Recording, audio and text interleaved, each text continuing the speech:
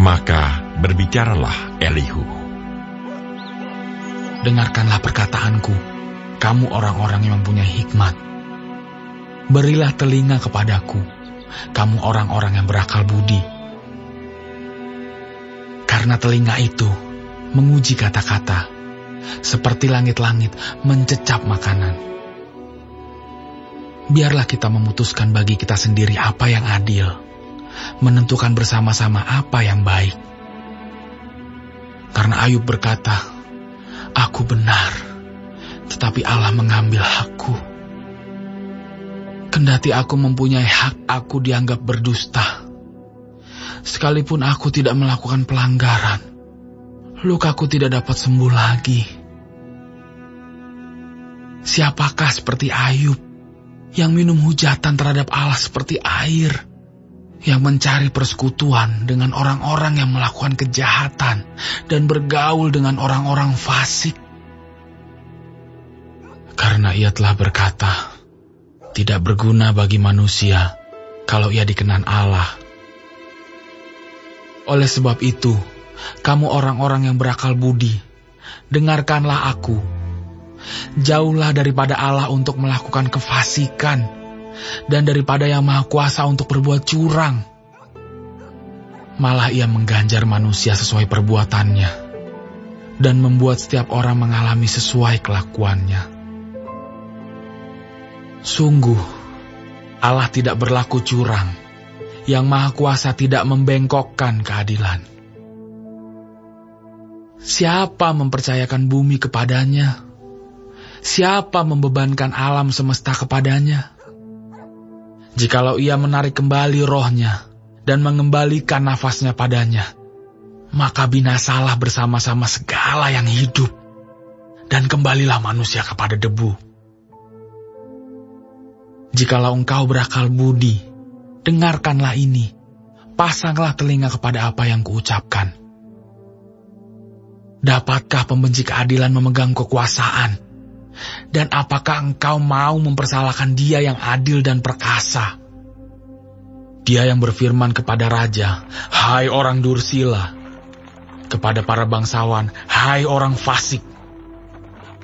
Dia yang tidak memihak kepada para pembesar, dan tidak mengutamakan orang yang terkemuka daripada orang kecil, karena mereka sekalian adalah buatan tangannya. Dalam sekejap mata mereka mati. Ya, pada tengah malam orang dikejutkan dan binasa. Mereka yang perkasa dilenyapkan bukan oleh tangan orang.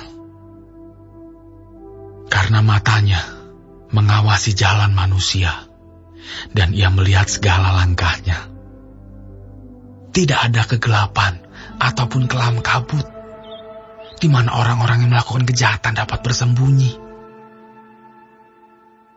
Karena bagi manusia, ia tidak menentukan waktu untuk datang menghadap Allah supaya diadili.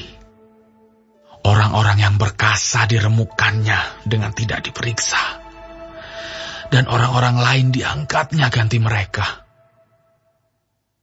Jadi, ia mengetahui perbuatan mereka dan menggulingkan mereka di waktu malam, sehingga mereka hancur lebur. Mereka ditamparnya karena kefasikan mereka dengan dilihat orang banyak.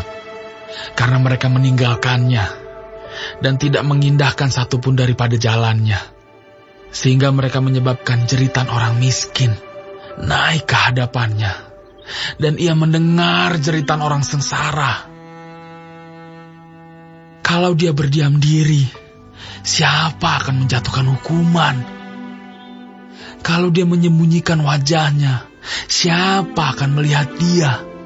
Baik itu sesuatu bangsa atau orang seorang. Supaya jangan menjadi raja, orang fasik, yang adalah jerat bagi orang banyak. Tetapi kalau seseorang berkata kepada Allah, aku telah menyombongkan diri, tetapi aku tidak akan lagi berbuat jahat. Apa yang tidak aku mengerti, ajarkanlah kepadaku. Jikalau aku telah berbuat curang, maka aku tidak akan berbuat lagi. Menurut hematmu, Apakah Allah harus melakukan pembalasan karena engkau yang menolak? Jadi, engkau jugalah yang harus memutuskan, bukan aku. Katakanlah apa yang engkau tahu. Maka orang-orang yang berakal budi dan orang yang mempunyai hikmat yang mendengarkan aku akan berkata kepadaku, Ayub berbicara tanpa pengetahuan, dan perkataannya tidak mengandung pengertian. Kiranya Ayub diuji terus-menerus, karena ia menjawab seperti orang-orang jahat. Karena ia menambahkan dosanya dengan pelanggaran, ia mengepalkan tangan di antara kami dan banyak bicara terhadap Allah.